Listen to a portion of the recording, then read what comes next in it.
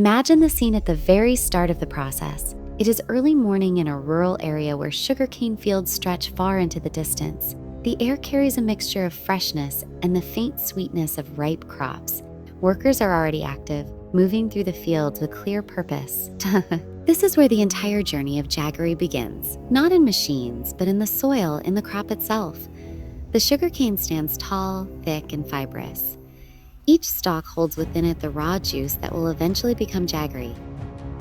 At this stage, nothing has been processed yet. Everything is natural, unrefined, and directly connected to the land. The quality of the final jaggery actually begins here, because the healthier and more mature the sugarcane, the richer the juice it will produce. Now, the cutting process begins. Workers use sharp tools to cut the sugarcane close to the ground. This is not done randomly. The timing of harvest matters. If the cane is cut too early, the juice will not be sweet enough. If it is cut too late, the quality may decline. So there is already a decision being made here based on experience and observation. As the sugarcane is cut, it is gathered into bundles. These bundles are then lifted and arranged for transport. You can imagine carts, tractors, or small vehicles being loaded steadily. The movement is continuous. There is no delay because once the sugarcane is cut, it needs to be processed as soon as possible. If it sits for too long, the juice inside begins to lose its freshness. Now the scene shifts slightly. The sugarcane is no longer in the field. It has arrived at a processing area. This could be a traditional setup with a mechanical crusher or a more modern small-scale factory. Either way, the environment changes from open farmland to an active working space. As the bundles are unloaded, the workers begin preparing the cane. The outer leaves are removed if they are still attached. The stalks are aligned and cleaned roughly. This is not a deep cleaning, but enough to remove visible dirt and unnecessary material. The goal here is simple: prepare the sugarcane so it can move smoothly into the next stage. Now comes a crucial transition. The sugarcane is fed into the crushing machine. This is where the first major transformation happens. The machine consists of heavy rollers that rotate with force. As each stalk enters, it is gripped tightly and pressed between these rollers. You can almost hear the sound of fibers being compressed. It is a steady mechanical rhythm. As pressure is applied, the juice inside the sugarcane begins to release. It flows out as a pale green liquid, slightly foamy and full of natural sugars. At the same time, something else is happening on the other side of the machine. The crushed sugarcane, now dry and flattened, is pushed out. This material is called bagasse. It may look like waste at first, but it is not useless. It still has value, and it will play a role later in the process. For now, though, the focus remains on the juice. The extracted liquid is collected in a container or channel beneath the machine. It is still raw. If you look closely, you will notice that it contains small particles, bits of fiber, and natural impurities from the cane. This is expected. At this stage, nothing has been refined. The flow of juice continues as more and more sugarcane is crushed. There is a sense of continuity here. One bundle finishes, another begins. The process does not stop. It moves forward steadily, feeding raw material into the system and producing juice as output. Now, as the juice collects, it is directed toward the next stage. But before moving forward, there is a brief moment of observation. The color, the smell, and even the thickness of the juice are noted. Experienced workers can tell a lot from these details. They can sense whether the sugarcane quality is good, whether the process is running smoothly, and whether adjustments are needed. At this point, you begin to understand that this is not just a mechanical sequence. It is a guided process. Machines assist, but human judgment remains central. The juice is then transferred toward a filtering setup. This marks the beginning of refinement. So, up until now, the process has been about extraction. From this stage onward, it becomes about purification and transformation. But before we move into that, pause for a moment and look at what has already happened. Sugarcane has moved from field to machine. It has been cut, transported, prepared, and crushed. Its internal liquid has been extracted, and its solid structure has been separated.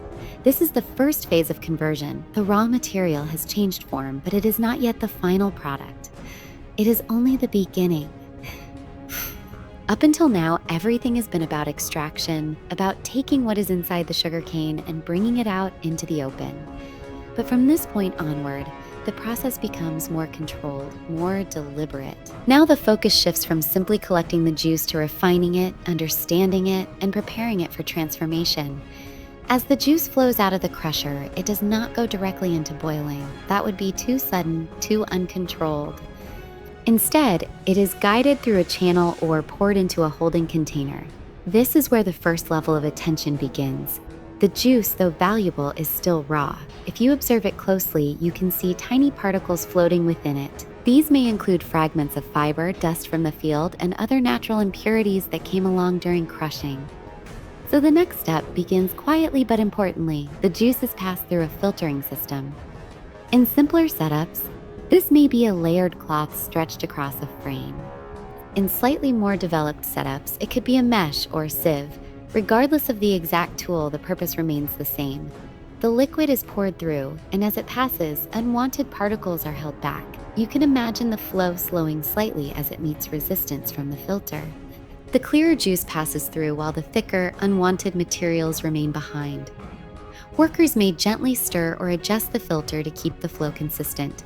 This is not a one-time action. It may be repeated to improve clarity. After filtration, the juice collects again, but now it looks slightly different. It is still greenish in tone, but smoother, more uniform. The visible debris has been reduced. However, this is still not the final stage of cleaning. It is only the first level, preparing the juice so it can be safely heated. Now the process shifts again, this time toward heat. The filtered juice is transferred into large open pans. These pans are wide and shallow, designed to allow maximum surface area for heating. The design is intentional. A wider surface allows water to evaporate more efficiently during boiling. These pans are placed over a furnace, and this is where another important element of the process comes into play. Remember the bagasse, the dry fibrous material left behind after crushing? This is where it returns. Instead of being discarded, it is fed into the furnace as fuel. It burns steadily, producing the heat needed to begin the next stage. There is a kind of balance here. The process feeds itself. The waste from one stage becomes the energy source for another. It creates a continuous cycle, reducing the need for external fuel. Now the fire is lit. At first the heat is gentle. The juice in the pan remains still, only slightly warming. There is no rushing here.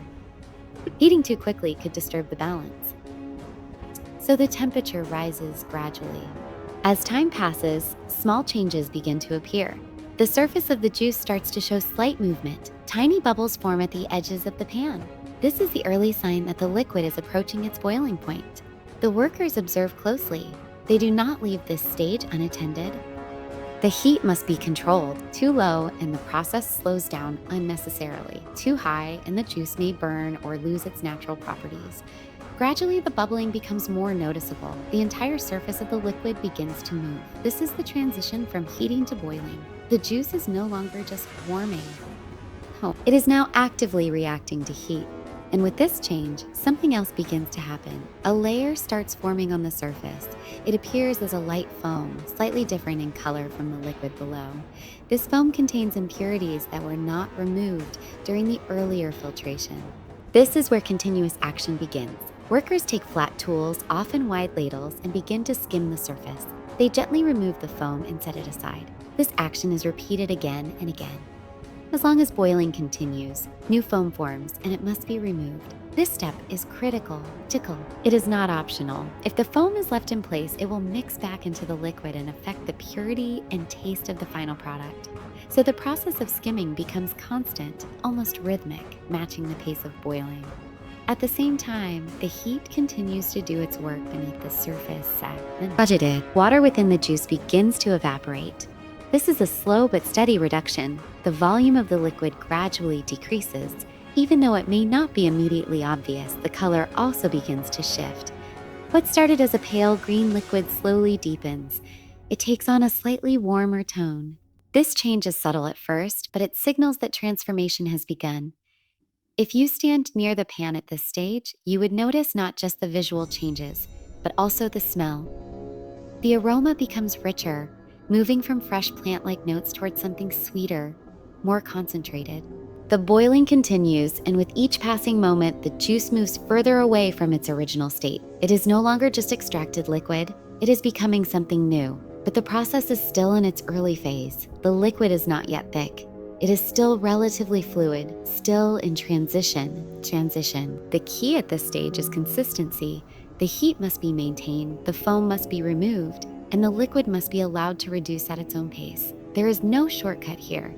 Every moment of boiling contributes to the final result. Every adjustment in heat changes the outcome slightly. This is why the process requires constant attention. As the boiling stabilizes, the system reaches a kind of rhythm. Fuel is added to the furnace at steady intervals. The liquid continues to bubble. Foam is removed as it appears. The level of the liquid slowly drops as water escapes into the air. And through all of this, the transformation continues quietly but steadily. If you look at the flow now, it has progressed further. The sugarcane has been crushed, the juice has been filtered, and now it is being heated and cleaned simultaneously. Each step has built upon the previous one. And as the boiling continues, the liquid is moving closer to its next stage, where it will begin to thicken and change more rapidly. That is where the process is heading next. The surface is active, the foam is being removed regularly, and the heat beneath the pan is steady and controlled. Up to this point, the changes have been gradual, almost subtle. But now, the process begins to move into a more intense phase, where the transformation becomes clearly visible. As boiling continues, the most important change taking place is the reduction of water content. Earlier, the juice was mostly liquid, with a high percentage of water. Now, as heat is consistently applied, that water is slowly evaporating into the air. You cannot always see it directly, but you can sense it in the rising steam and the way the liquid level begins to lower over time. This reduction is not just about volume, it is about concentration. Everything that remains in the liquid, especially the natural sugars, begins to become more dense. The liquid starts to hold itself differently. It no longer moves as freely as it did in the earlier stages. If you observe closely, you will notice that the bubbles forming on the surface begin to change. At first, they were light and quick, appearing and disappearing rapidly. Now they become slightly heavier, more defined, and slower to break. This change in bubbling pattern is a signal. It tells the workers that the liquid is thickening, even if the change is not yet dramatic. At the same time, the color continues to evolve. What was once a pale green has already shifted toward a warmer tone, but now it deepens further. The liquid takes on a golden shade, gradually moving toward a rich brown. This color change is not artificial. It is a direct result of heating and concentration. The smell in the air also becomes more noticeable. Earlier, it carried a fresh, grassy sweetness. Now, it begins to develop a deeper, more caramel-like aroma. This is another sign of transformation. The sugars within the juice are reacting to heat, changing in structure and behavior. Throughout this phase, the workers remain highly attentive. This is not a stage where the process can be left alone. Small changes in heat can have significant effects. If the temperature rises too quickly, the liquid may begin to stick to the bottom of the pan and burn. If the heat drops too much, the thickening process slows down and becomes uneven, so adjustments are made constantly. Fuel is added or reduced in the furnace. The liquid may be stirred gently to ensure even heating. Every action is measured based on observation rather than strict timing. Now, another important aspect becomes visible. As the liquid thickens, the process of skimming foam continues, but the nature of the foam changes as well. It becomes denser, slightly darker, and less frequent. This indicates that many of the earlier impurities have already been removed. The surface of the liquid begins to look smoother, more unified. Instead of constant light froth, you see heavier movement, a kind of slow rolling boil. The liquid feels more cohesive, as if it is beginning to hold together rather than simply flow. As time passes, the thickness increases further. If a worker lifts some of the liquid with a ladle and lets it fall back into the pan, it does not splash in the same way as before. Instead, it pours in a thicker stream, almost like syrup. This is a clear sign that the process is entering a critical stage. At this point, experience becomes essential. There is no single instrument that declares the exact moment of readiness. Instead, workers rely on a combination of signs. They observe the color, the movement, the smell, and even the sound. Yes, even the sound changes. The boiling becomes deeper, less sharp. The rapid, light bubbling of earlier stages gives way to slower, heavier sounds. It is subtle, but to someone familiar with the process, it is meaningful. Now, the liquid is no longer just boiling, it is transforming into a concentrated syrup. The water content has reduced significantly, and the remaining material is rich in natural sugars. This is the foundation of jaggery, but it is not yet solid. It is still in a fluid state, though much thicker than before. Another important moment occurs here. The risk of overcooking increases. Earlier, the liquid could tolerate small variations in heat. Now, even a slight excess of heat can push it too far. It may darken excessively, develop a burnt taste, or harden too quickly. So the workers become even more careful. The fire beneath the pan is adjusted with precision. The liquid is watched continuously. There is no distraction at this stage. Every moment matters. As the thickness increases further, the movement of the liquid slows down. It becomes more resistant to flow. Stirring it requires slightly more effort. The surface no longer appears as a simple boiling liquid, but as a dense, active mass. If you were to compare it to earlier stages, the difference is clear. What began as a light, flowing juice has now become a heavy, concentrated substance. The transformation is no longer subtle, it is fully visible. At this point, small tests may be performed. A drop of the liquid might be placed on a surface to observe how it behaves as it cools. Does it remain too soft? Does it begin to set? These simple observations help determine how close the process is to completion.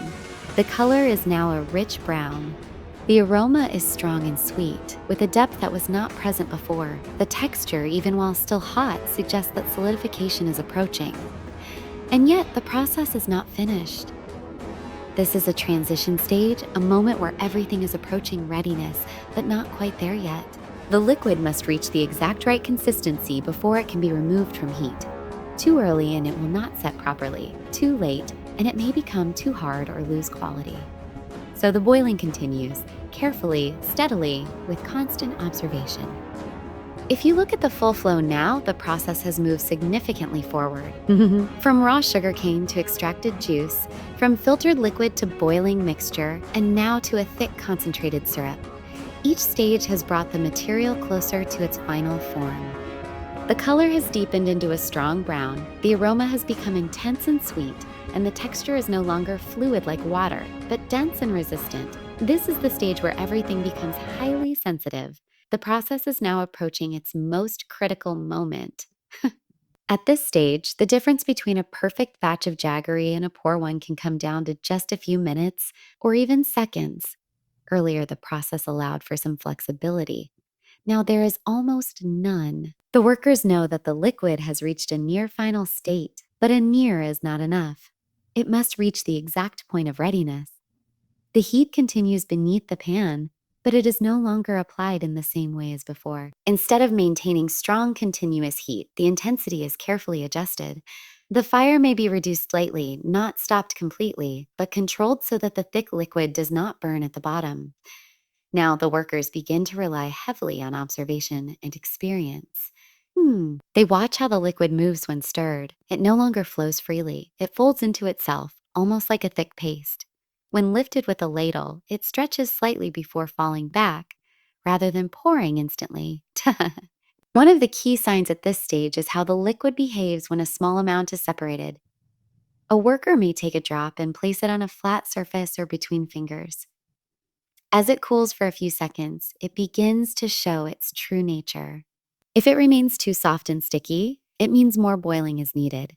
If it starts to hold shape and becomes slightly firm, it indicates that the process is close to completion. This testing may be repeated several times. It is not done just once and trusted blindly. Each test confirms the direction in which the liquid is moving. The workers are not guessing. They are reading the material, responding to its changes.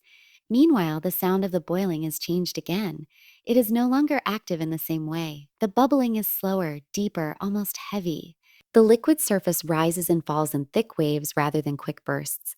This is another sign that the water content has reduced to a very low level. The smell is now at its strongest. It carries a deep sweetness, almost caramel-like, filling the surrounding air. This is not just a pleasant detail. It is part of the process. Experienced workers use this aroma as a signal, recognizing when the heating has reached its peak effect. Now comes the decision point.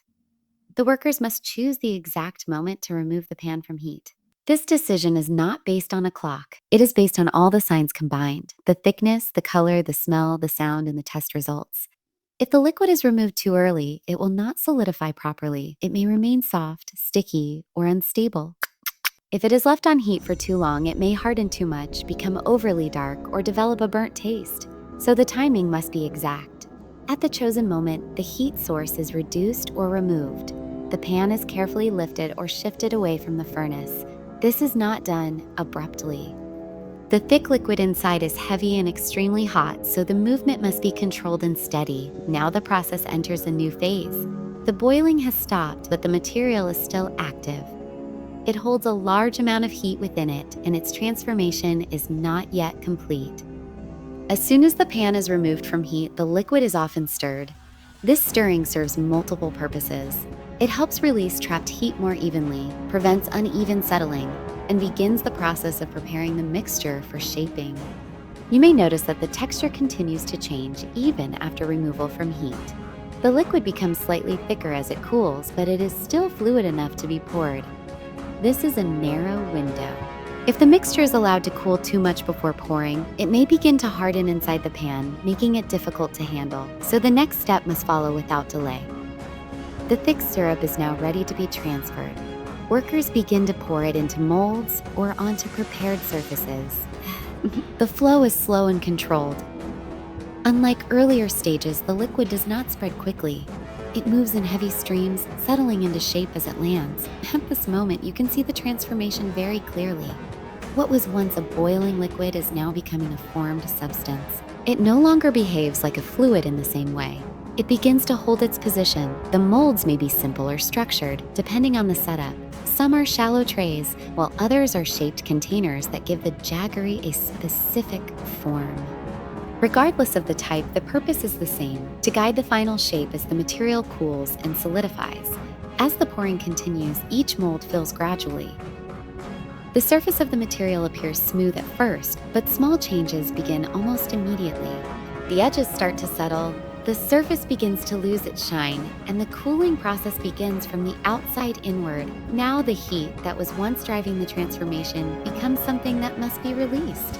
The material begins to give off its stored heat into the surrounding air. This is the beginning of solidification, but even here, the process requires attention. The environment matters. If the surrounding air is too humid, it can affect the texture. If the cooling is too rapid or uneven, it may cause cracks or inconsistencies. So the molds are often placed in an area where air can circulate freely, allowing steady, natural cooling. If you pause at this moment and observe, you will see that the process has reached a turning point. The material has completed its journey through heat. It has been extracted, filtered, boiled, thickened, and finally removed at the precise moment. Now it is entering its final transformation from thick liquid into solid jaggery. The intense activity of boiling is now behind us, but the process itself is far from over. What follows is quieter, slower, and less dramatic to the eye, yet it is just as important. This is the stage where the material settles, stabilizes, and finally becomes solid jaggery. At first, immediately after pouring, the material still behaves like a dense liquid. It spreads slightly within the mold, adjusting to its boundaries. The surface appears smooth and somewhat glossy, reflecting the heat that is still trapped inside. If you were to look closely, you might notice faint movements, subtle shifts as the liquid continues to settle. But within a short time, the outer layer begins to change. The surface starts losing its shine. This is one of the earliest visible signs of cooling. The temperature at the top, which is exposed to air, begins to drop faster than the interior. As a result, a thin layer starts to form, slightly firmer than what lies beneath. This difference between the outer and inner layers is natural. Cooling always begins from the outside and moves inward. The edges of the mold also begin to firm up earlier than the center. So, what you now have is a material that is not uniform in temperature or texture yet. It is in transition. As time passes, the firmness spreads gradually from the surface toward the middle. The material begins to resist movement. If disturbed too early, it might lose its shape or develop uneven textures. That is why this stage is mostly left undisturbed. The process now depends more on patience than action. Inside the material, changes are still happening, even though they are not visible. The thick syrup is reorganizing itself as it cools. The natural sugars begin to set into a semi-crystalline structure. This is what gives jaggery its characteristic firm yet slightly grainy texture. If cooling happens too quickly, the outer layer may harden too fast, trapping heat inside. This can lead to uneven texture or even small cracks later.